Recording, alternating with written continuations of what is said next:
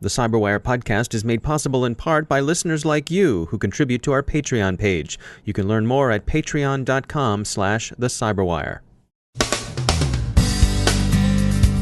Russian hackers are free-spirited patriotic artists, says a man in a position to know. WikiLeaks dumps more Vault7 documents. White hats reconsider crowdsourcing membership in the Exploit of the Month Club. Ocean Lotus may be weaponizing a shadow broker's leak. Fireball malware used for ad fraud. A think tank warns of Royal Navy submarine cyber vulnerabilities. Kmart discloses a point-of-sale breach. And a motorcycle gang is hacking cars. Why? Because that's the way they roll.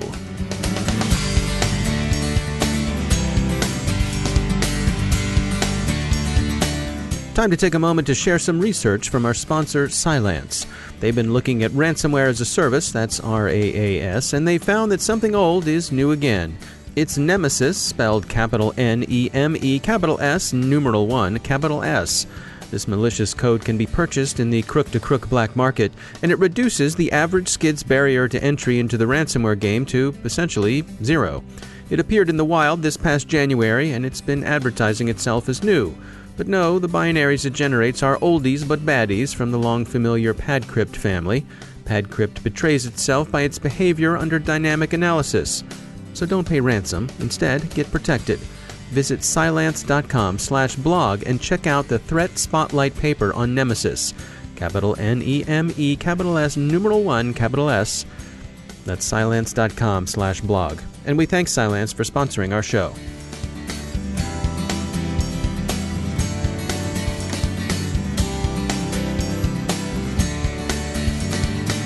Major funding for the CyberWire podcast is provided by Cylance. I'm Dave Bittner in Baltimore with your CyberWire summary for Friday, June 2nd, 2017. Russia's President Vladimir Putin says he has no knowledge of anyone hacking U.S. elections. He does speculate that, well, sure, it stands to reason there could have been some patriotic freelancers out there, hacker weight unspecified, who were hitting American networks. But that's just standing up for the motherland and rooting for good old Vlad Putin, as who wouldn't?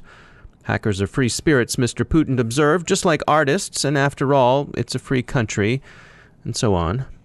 Besides, all he knows is what he reads in the papers. Elsewhere in the ongoing conflict in cyberspace, WikiLeaks yesterday released its latest tranche of Vault7 material. The latest dump deals with an alleged CIA implant, Pandemic, said to be used to establish patient zero machines on networks.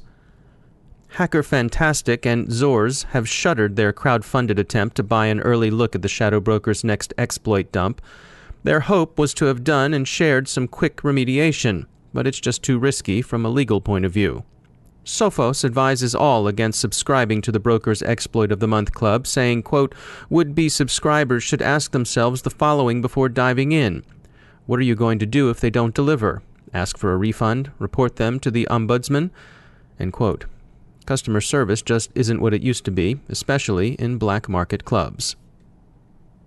Ocean Lotus, also known as APT-32, the threat group associated with the Vietnamese government that's giving Philippine sites difficulty as the two countries squabble over economic and sovereign rights in the South China Sea, is believed to be working to reverse engineer and weaponize Oddjob, an earlier shadow broker's dump. Security company Check Point reports the discovery of Fireball, a malware campaign said to have infected about 250 million computers worldwide. Fireball lets its masters execute code on victim machines and to manipulate web traffic to generate ad revenue. Despite some spyware functionality, the chief motivation here seems to be fraud. Check Point says the Beijing digital marketing agency Rafotech is behind Fireball. The British-American Information Security Council think tank warns with a degree of alarmism that the Royal Navy's Trident missile submarines are in principle vulnerable to cyber attack. Sure, the boats are air-gapped while submerged. Hey, they'd better be. But the study argues that's not the point. The sub's supply chains are vulnerable, as are the patches and upgrades they receive in port. The UK's Defence Secretary Michael Fallon last month declined to comment on whether the submarines used Windows XP and were therefore vulnerable to WannaCry, but that shouldn't necessarily be interpreted as a non-denial denial. It would have been irresponsible to comment publicly on a matter affecting technology used by strategic systems, and besides, the question is a complex one. Windows XP is very unlikely to have been used out of the box in any significant IoT system. We received some notes on the WannaCry episode from Cytelix in response to our question about why old and vulnerable instances of Windows have remained in such widespread use. They told the CyberWire there are many reasons why this is so. Quote, a variety of costs and obstacles contribute to persisted use of outdated systems. Some companies lack the financial or technical resources to update their systems accordingly, while others believe the older systems are more stable. New systems are often rolled out with various bugs. Some companies operate under the adage of, if it's not broken, don't fix it. While we would consider outdated security patches as contributing to a system that needs repair, not every IT team has the resources to understand and evaluate information security. They might be of the opinion that if their systems keep them productive, there is no reason to alter them, especially if an upgrade is expensive, from either a financial standpoint or in terms of the time spent implementing. The Chipotle breach earlier this week served as a reminder that point-of-sale attacks are still very much with us. Another retailer, Kmart, has also disclosed a customer data breach. Credit card data were exposed to hackers in the second such breach in 3 years. Kmart's parents, Sears Holding, says their investigation determined that no personally identifiable information was compromised, but that some credit card numbers were. A Sears spokesman also said the infection was undetectable by antivirus software. High-Tech Bridge's Ilya Kolichenko thinks the talk about antivirus is misdirection. Quote, payment systems should be thoroughly isolated and restrict any third-party code or applications from running on them. Apparently, such fundamental precautions were at least partially missing. End quote. He also says big enterprises can't rely on basic security solutions like antivirus software if they're not designing security into their systems from the start. Finally, those of you who've been following the increasing commodification of cybercrime, crimeware, DDoS, and ransomware as a service won't be surprised to learn that a bunch of denim-jacketed one-percenters have now roared into cyberspace astride their hogs. Yes, it's the Hooligans motorcycle gang, known for riding between Tijuana and San Bernardino. At least one outlaw biker club has apparently branched out from meth distribution and cigarette smuggling to enter the IoT hacking game. 3 members of the Dirty 30, a subunit of the Hooligans, have got themselves arrested by the FBI on charges of boosting more than 150 Jeep Wranglers. 9 more suspects remain at large, and there are other people the authorities would like to meet too.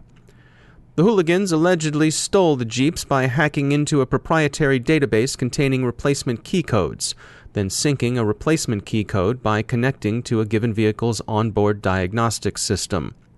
The Bureau called their investigation Operation Last Ride, and they've been after the Dirty 30 since 2015. The feds, they are nothing if not patient.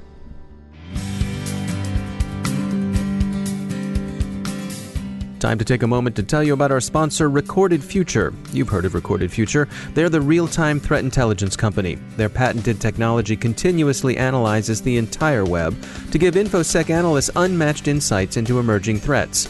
We subscribe to and read their Cyber Daily. They do some of the heavy lifting in collection and analysis that frees you to make the best informed decisions possible for your organization.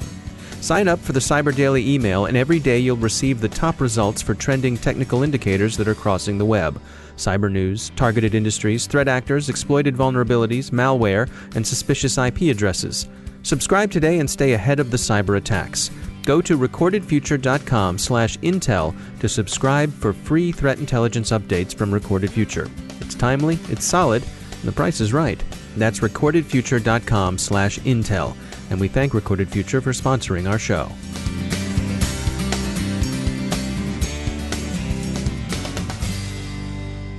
Joining me once again is Jonathan Katz. He's a professor of computer science at the University of Maryland and also director of the Maryland Cybersecurity Center. Jonathan, saw an article on InfoWorld that was encrypted communications could have an undetectable backdoor. What are we talking about here? Well, some researchers showed that there will be ways to generate parameters for Diffie-Hellman key exchange, which is used very often on the internet and also used in HTTPS. And they could generate these parameters in such a way that they had a backdoor in them. And that backdoor would allow anybody knowing the backdoor to be able to break the security of that of any communication channel set up using those parameters. But the backdoor was also undetectable. So they were using, they described it as being hard-coded primes. What does that mean? Yeah, what they did was, so Diffie-Hellman parameters rely on prime numbers, at least the non-elliptic curve variants of Diffie-Hellman. And what the researchers showed was that by picking primes in a particular way and embedding those into the Diffie-Hellman parameters, they were able to break the key exchange protocol using those parameters much more quickly than you would expect if those primes were chosen at random. So is this something that we're seeing in the real world yet, or is this so far just in the lab? Well, we have no evidence that this has been carried out in the real world, but I guess we also have no evidence that it hasn't been. So I think the point the researchers were making is that this kind of a trapdoor might be present in some parameters that people are using. We have no way of knowing either way, but there's, I guess, always a possibility that it could have been done at some point in time. And these were we're talking about 1024-bit keys, but they were saying that taking it up to 2048-bit keys would obviously take it to another degree of difficulty. Yeah, that's right. I mean, you still have a possibility that these trapdoors would make it easier to break, even the 2048 version, than you would expect. But it's definitely true. I mean, anyway, there are recommendations for other reasons to start moving toward 2048-bit keys. But yeah, that's definitely true that it would be harder to carry out this kind of attack on the longer key.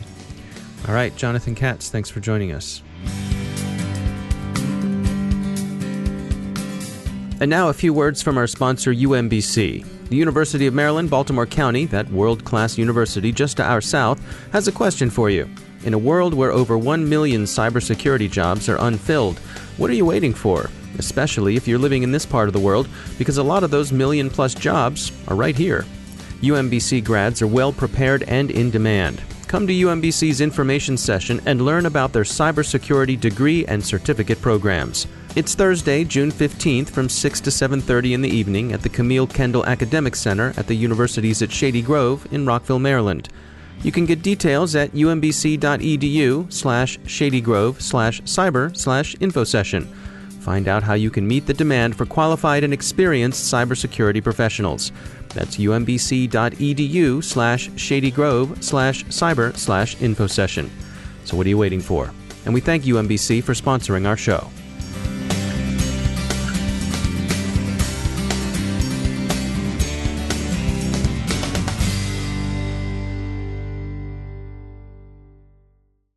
My guest today is Leo Taddeo. He's the Chief Information Security Officer at Cyxtera Technologies, a company that provides secure infrastructure. Our conversation centered on the tension between advocates of privacy and strong encryption and those who believe law enforcement has legitimate needs to be able to access encrypted data. We began our discussion reflecting on the recent firing of FBI Director Comey. I think we lost an advocate for the debate over encryption. Jim Comey, of course, as a law enforcement officer, had his own views on whether or not the government should have access to secure devices, whether that was through encrypted data at rest or data in motion.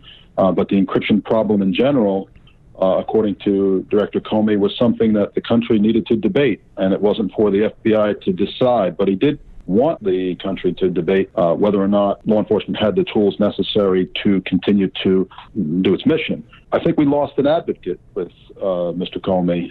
His departure means that the next director will have to decide whether to pick up the mantle, if you will, and try to raise the issue and try to get Congress to address it. There are some technological challenges to law enforcement and how law enforcement can do its job, and unless addressed, technology will continue to outpace traditional capabilities that law enforcement has today. Director Comey was different from the directors of, say, the NSA and the CIA, where they were more pro-encryption, and he was more skeptical of it. Right. Well, they have slightly different missions. Director Comey's mission is focused on primarily a law enforcement function. There are some intelligence authorities within the FBI, and we do have components of our mission that involve national security. But for the most part, encryption was an obstacle, and it continues to be an obstacle to the day-to-day work of FBI agents. That's different than, say, the NSA or CIA, Department of Defense, and some of their roles, where they can use different authorities to break encryption and may have better capabilities, to be frank. So the FBI is limited in what it can use, and it can't use state-of-the-art techniques and tools because they wouldn't be state-of-the-art for very long. Once exposed in court during a prosecution, those tools would no longer be available. So we have slightly different authorities than NSA and CIA and DOD, and those authorities change the way we look at the problem. At the end of the day, if a technique or tool is required to be disclosed to a defendant, then that technique or tool no longer becomes effective. And that's not a problem that NSA or the other intelligence services has. You know, I talk to a lot of folks on the technology side of the encryption debate, and they look at this, I believe, partially as a practical issue where, encryption is readily available. It's not hard to do strong encryption. And when we're talking about things being done across borders, they make the point that it's not really a practical thing that you can stop. I agree with all of that strong encryption is easy to deploy. It's becoming part of everyday devices. The question is, how strong does it need to be, in my mind? And there's a debate about whether we need perfect security. So I look at it this way. We have to use encryption that is designed to address the threat that we face. So if we're trying to counter criminal groups who are stealing data, then you don't need AES 256 unbreakable cryptology. You can perhaps use a different algorithm, or perhaps deploy it in a different way that allows law enforcement with considerable resources and access to the device to obtain the evidence that it needs to complete its mission. So if you're trying to prevent a nation state from accessing your device, then you must be in a pretty small category, because it's not often that nation states go after individuals. So I think we can address that problem on a case-by-case basis. So, for example, a CEO that might have intellectual property or sensitive business information on his or her cell phone, we can make strong encryption available to them. But the day-to-day ubiquitous deployment of strong encryption means that your average person has what is, in effect, government-proof communications capability. And in a world where we are seeing people with access to, I won't say weapons of mass destruction, but certainly weapons that can cause mass casualties, and the propensity for people to use those weapons, whether it's a rifle or we've seen recently a truck, we have to balance the risk and reward, if you will, of strong encryption. So what I mean by that is, in my view, we have to have a balancing. If the privacy advocates, of which I consider myself one in part, but not as, I don't go as far as some groups. If privacy advocates are worried about government overreach, that is a threat. But so is the idea that there may be a mass shooting or a mass casualty event involving what we've seen, for example, in Europe and other places. And the real threat there is on the ground and present. It's not theoretical. And I think that we have to balance the real threat with the potential for threat. And that means strong oversight for the government, strong auditing of government use of the techniques, but also an understanding that in many cases, the government is the only thing standing between us and potentially great harm. So I don't think it's all or nothing. And my bottom line is we have to find some way to come to a acceptable compromise between privacy concerns and legitimate law enforcement requirements. And we're not there yet. That's Leo Taddeo from Sixtera Technologies. And that's the Cyberwire. Thanks to all of our sponsors who make the Cyberwire possible, especially to our sustaining sponsor, Cylance. To find out how Cylance can protect you through their use of artificial intelligence, check out Cylance.com. The Cyberwire podcast is produced by Pratt Street Media. Our editor is John Petrick. Social media editor is Jennifer Iben. Technical editor is Chris Russell. Executive editor is Peter Kilpie. And I'm Dave Bittner. Have a great weekend, everybody. We'll see you back here on Monday. Thanks for listening.